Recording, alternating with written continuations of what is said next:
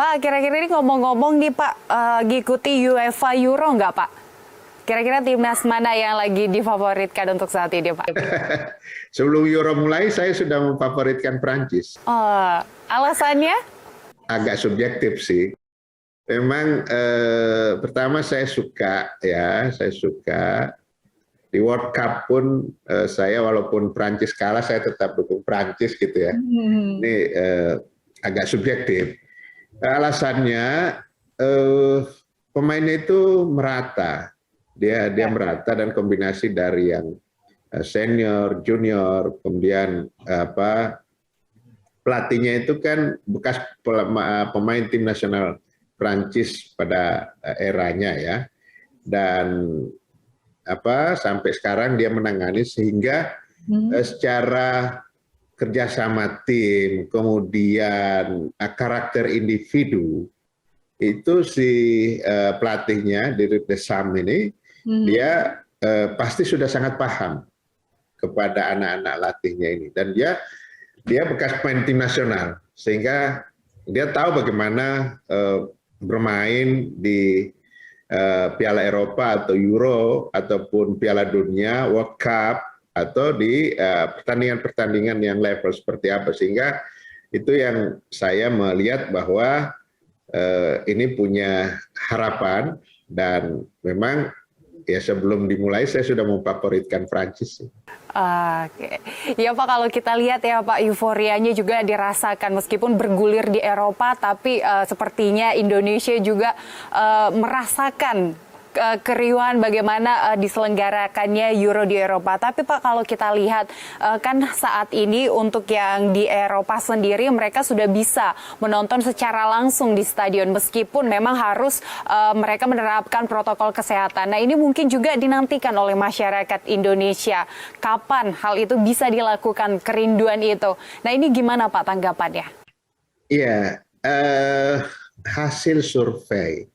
Ya, survei lembaga survei internasional. Indonesia ini termasuk 3 besar penduduknya sangat suka sepak bola.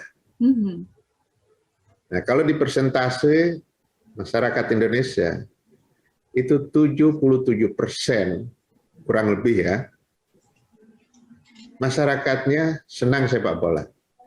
Maka pertandingan sepak bola dimanapun, apakah itu pertandingan Piala Eropa seperti sekarang Euro, Cup, Piala Dunia, yang diselenggarakan di negara manapun, bahkan kompetisi reguler, misalnya Liga Italia, Liga Inggris, kemudian Jerman, Spanyol, itu ditonton oleh masyarakat kita. Begitu antusiasme masyarakat kita terhadap sepak bola.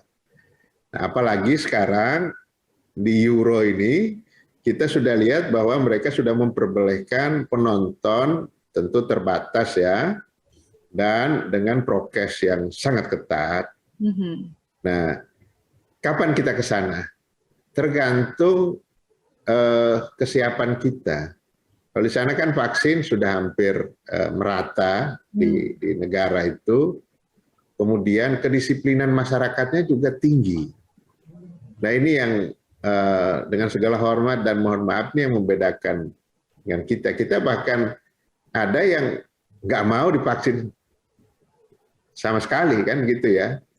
Nah, ini yang harus diupayakan oleh pemerintah supaya timbul kesadaran dari masyarakat untuk dia mau divaksin, dia mau pakai masker, dia mau ikut prokes secara ketat dan disiplin dimanapun berada, karena sekarang ini hanya itu cara untuk menghindarkan diri kita dari pandemi. Selain itu belum ada, kan kita belum ketemu obatnya. Obat yang ampuh langsung apakah diminum, disuntikan langsung virusnya itu mati, kan belum ada. Nah, kompetisi dan turnamen yang ada di Indonesia untuk sementara ini memang masih harus didesain dengan tanpa penonton.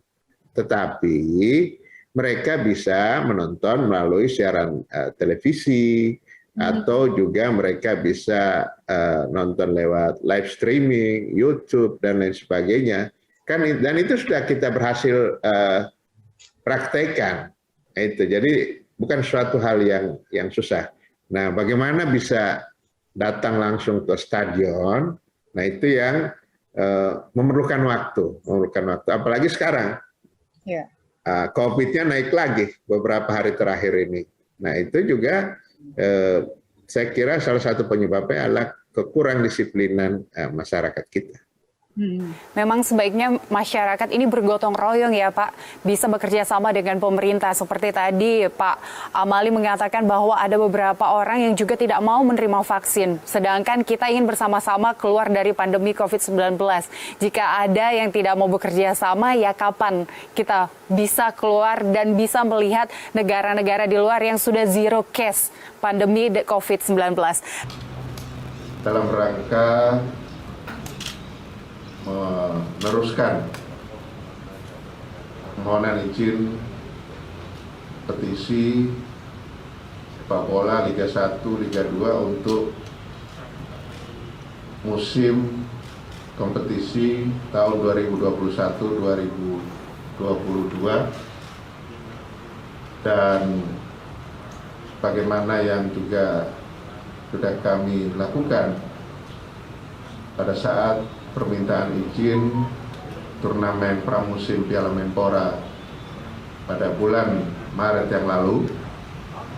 Hal yang sama kami lakukan, yakni sebelum pengajuan permohonan izin ke Mabes Polri, maka kami mengadakan rapat koordinasi terlebih dahulu yang dihadiri oleh PSSI, PT LIB sebagai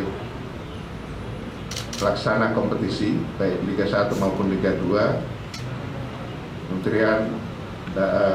dari Kementerian Kesehatan, Satgas COVID-19 dan BNPB serta kami sendiri.